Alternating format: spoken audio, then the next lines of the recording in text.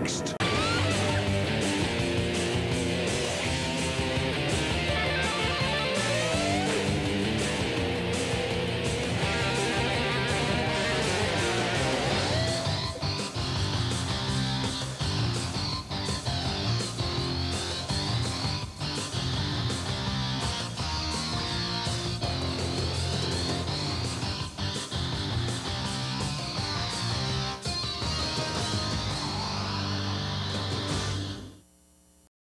Greetings, viewers, and welcome to another episode of The Collection Crib. I am your host, Tylercloud.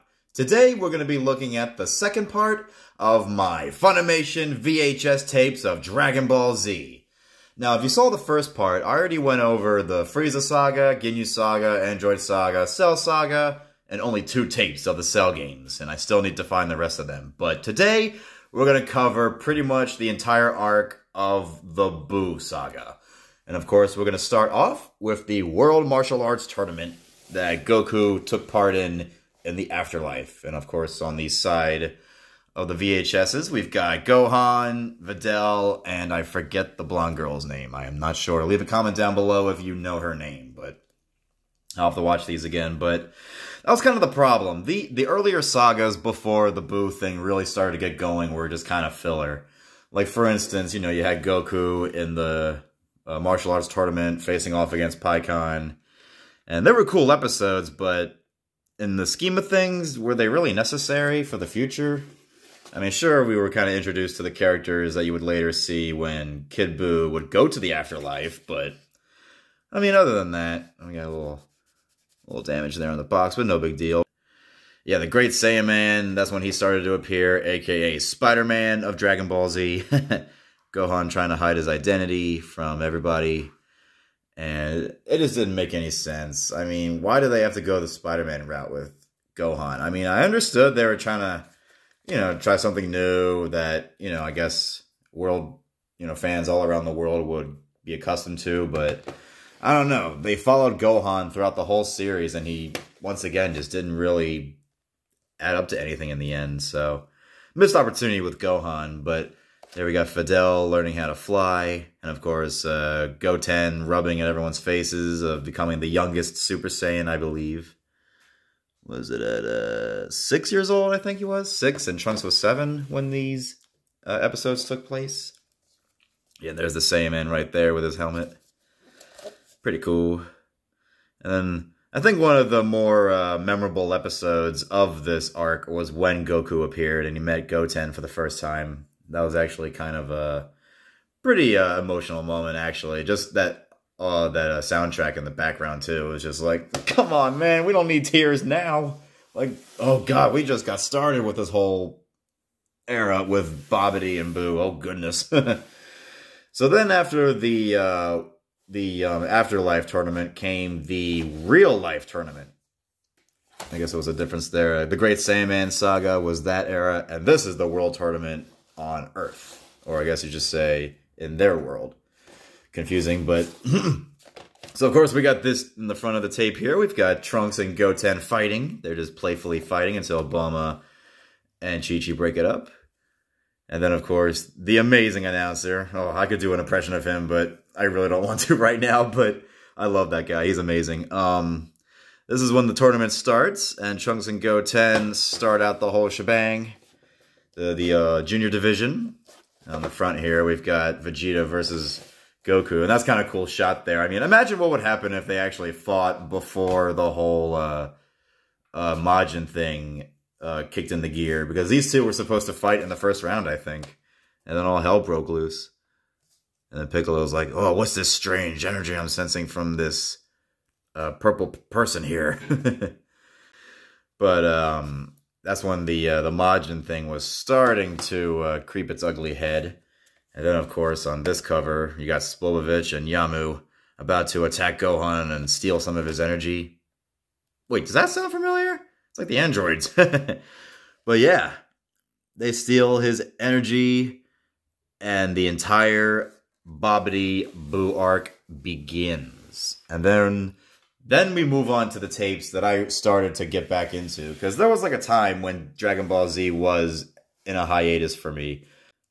Because like when the Cell Saga ended, it was just a while that, you know, I just kind of just lost interest, and I was moving on to like Bionicle and keeping up with Star Wars a little bit. But then this guy came into the picture. Oh my goodness. I thought this was going to be the main villain of the new arc of Dragon Ball Z. Deborah on the cover, about to blast Kabuto away. And this is when things were really starting to shape up.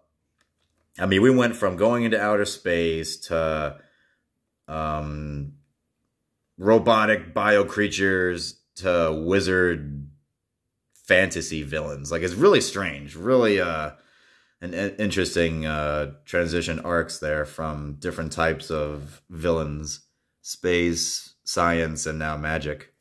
Like, Krillin gets turned into stone. Like, where have you seen that from fantasy worlds?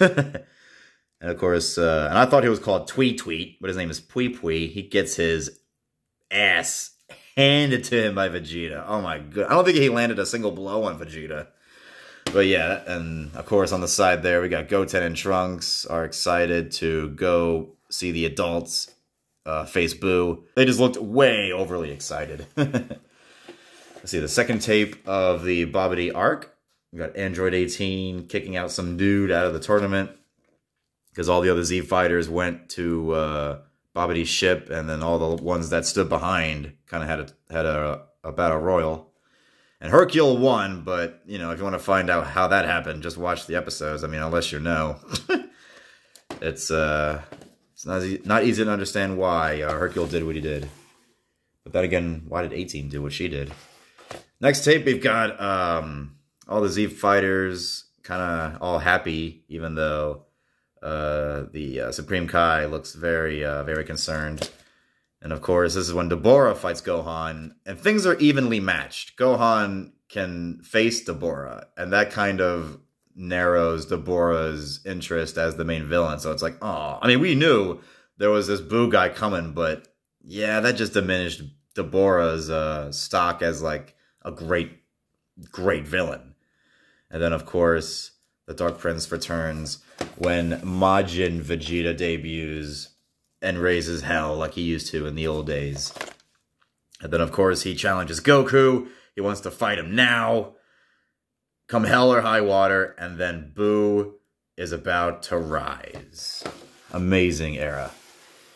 Now, before I move on to the Buu arc, I'm going to show off the only tapes I have, the movies that I own from the Dragon Ball Z arc. Now, I already had the History of Trunks one, but I figured that was kind of with the entire VHS set of Trunks, so I figure I might as well include that. But here are the other three non-canon films of the Dragon Ball Z universe. We've got The Cooler's Revenge, Return of Cooler, and Super Android 13. Once again, all of the movies are well-conditioned. And of course, you know, no molding, no crap, nothing. Looks brand new, fresh out of the VHS. And I love the Cooler movies and Super 13. There's other movies, but these are the only three I can get my hand on, besides the Trunks one as well. Excuse me. But I would like to have the Bardock movie. That's one of my favorite stories. Well, yeah, and Android 13, in their universe, I guess, this is like right after 17 killed Dr. Gero, and there was like Plan C, and they brought in the three other androids. They were okay. I mean, they were the redneck versions. And then, of course, the Cooler episodes. When, of course, he returns. Well, doesn't return. This is when he returns, but this is when he appears to get his revenge on Goku for destroying his family. And this is the one where he gets revenge on Goku for killing him. So, good movies. I love the Coolers. I love the Cooler movies. Metacooler and, of course, we all know what happens to Vegeta. Just watch the episode. Alright, ladies and gentlemen, now I'm going to bring in the Buu episodes. So, 1, 2, 3. Alright, now we got the entire VHS Buu arc. Holy bananas, there are so many of them. This saga took forever. So, I'm going to try to speed things up a little bit on this one. The entire Majin Buu saga, we've got Babidi and Buu. Looks like they're about to conquer the lookout. And let's bring out the first tape. And of course, it is Fat Majin Buu himself as he rose from that egg. And this is when things really start to get bad. And Vegeta pounds Goku unconscious so he can arrive at the set, or at the scene where Buu is. That's a cool shot of Buu there. Let's move on to tape number 2, Majin Buu Saga. Trunks is comforting his father after he got mercifully beaten by Buu. And this final anointment is one of the defining episodes of the entire Dragon Ball Z show, because this was a cliffhanger. After Vegeta sacrificed himself, for everybody, the show went on hiatus for a little while. And it was just like, oh my goodness, like what's going to happen? And it took a while until the series came back. I would like to say, I don't know what, early 2003, late 2002, something like that. I should have looked that up, but that's okay. It did come back, and well, it came back. This saga took so long. I just remember thinking, when is Buu going to be defeated? Like, look at Piccolo. When is he going to die? When is he going to die? Like, they take everything. And Gohan even had to go to a different planet to pull this sword out in order to train. And this is, of course, leading up to Gohan becoming Mystic. And Gohan and Trunks waking up from when they got punched out by Vegeta. And they're about to learn to fuse. And that's another saga we'll get to in a little bit. And then, of course, this is a cool cover of Majin Buu here. His eyes just look so evil looking. And on the back here, we got Goku turning into Super Saiyan 3, which feels so unearned. It comes out of nowhere. He just had this fight with Vegeta, and then all of a sudden it's like, hey, look what I can do. And then it's like, really? But it was an okay fight, even though Goku really could have beaten Buu right then and there. And then, of course, we get to Goten and Trunks, a hero's farewell, practicing the fusion technique as Gohan is about to break the sword and release the old Kai. And Goku, of course, his time is up after he's sent back to Earth to reunite with his family. He goes back up to heaven, or the afterlife. And then, of course, we get Super Saiyan Gotenks. Gotenks makes his debut. He fights Buu in his normal form. He tries to fight him as Super Saiyan, but he's just too powerful. He just got to learn to control his, power. But, what can you do when this kid's like 8, 9 years old, whatever age you want to say Gotenks is, because one's 6 and one's 7. And, of course, this is when Hercule meets Buu, and this is when Buu gets, the evil out of him. He kills Babidi, and he meets Hercule and becomes good. But then he befriends a puppy, and then these two hunters kill the puppy, and a few other things escalate that leads to Fat Buu spitting out the evil Buu. Now, this is my favorite tape. I know I should have said my favorite tapes before, but I didn't really see any of my favorites except maybe the Deborah tape in the Babidi pile. And the martial arts tournaments, and not so much. In the Buu Saga, I like the first tape. But this is my favorite. I just like that stare down. Evil Buu looking at Fat Buu and what is about to happen. And, well, right there. And, of course, he would turn pink and be, at that point, the most evil thing that has roamed planet Earth at that point in Dragon Ball Z. Buu would kill everybody. And everything. But everything would come. And, of course, Gotenks would finally get his chance to fight Buu, or Super Buu at this point. And he would have his little ghost things come out of his mouth and explode on him. And here is a really great tape. I love this cover. As much as Gotenks kind of gets a mixed rap because he is pretty annoying, look at this cover. It looks like Blanca from Street Fighter. What else can I say? It looks awesome. This is the defining tape of the Fusion era. This whole arc was long, but it had its moments. But when you really look in the whole depth of it, it was just filler. It was just so much wasting time because every character was trying to beat Buu and failed. Like, look at that. He's like, you don't get it. You just don't understand how powerful I am. And Buu just comes out of nowhere and just gobbles everyone up. It's just like, what are we fighting? Like, Buu is amazing. Like, this, oh my goodness, Buu is a force to be reckoned with. Like, there was just so many times we took Buu for granted, but then it's like, after Gohan showed up, it's like, okay, Buu isn't messing around anymore. And even Tien had to make a little cameo to, well, I wouldn't say even things out, but hey, Tien came back. You know, it was that bad. They needed to have Tien there. And then Vegeta came back from the dead, and the old Kai presented Goku with the earrings that would fuse them into Vegito. And that would, of course, bring us to Vegito, who personally I prefer Gogeta than Vegito, because personally I think Vegito is more annoying, more of the ego that Vegeta had. And really just this whole thing was stupid. He got turned into a candy and fought him. Like, people thought this was hilarious. I thought it was stupid. Like, again, wasted potential and just such a waste of time. And Vegito could have just killed Super Buu if he actually, you know, wanted to. But just way much filler. This is actually a cool cover, personally, but I don't know. And so much goofy stuff, like inside of Buu, talking to his worms. Weird. The Fusion Saga was just a weird roller coaster. And then we thought maybe there would be some final resolution, but no.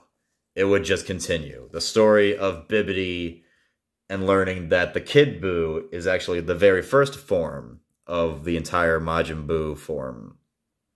It's crazy.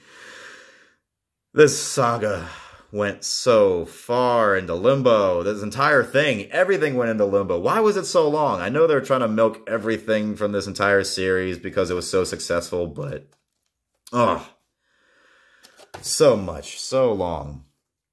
Good memories, but so much time wasting. And then, of course, Kid Buu, the true villain of the entire thing.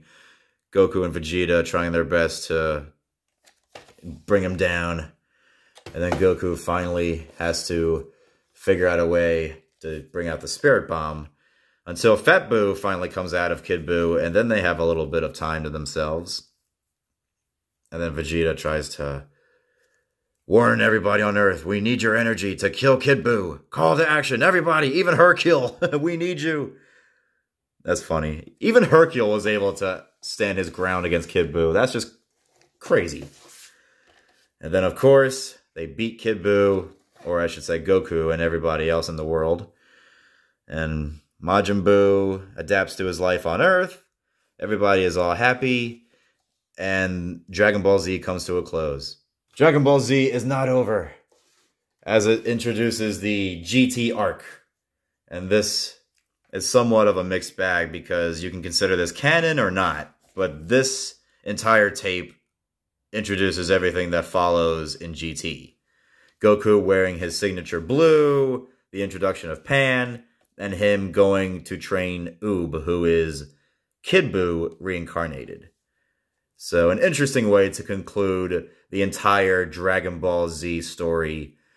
I wouldn't say it was an abrupt ending, but I wish they could have maybe ended more to where, I guess, when Goku killed Kid Buu, and then they all had that picnic, and then Vegeta stares in the camera, what are you looking at? Like, that should have been the way it ended, not introduce GT, but I can see why they needed to, you know, introduce GT, because that was around the corner, for better or worse.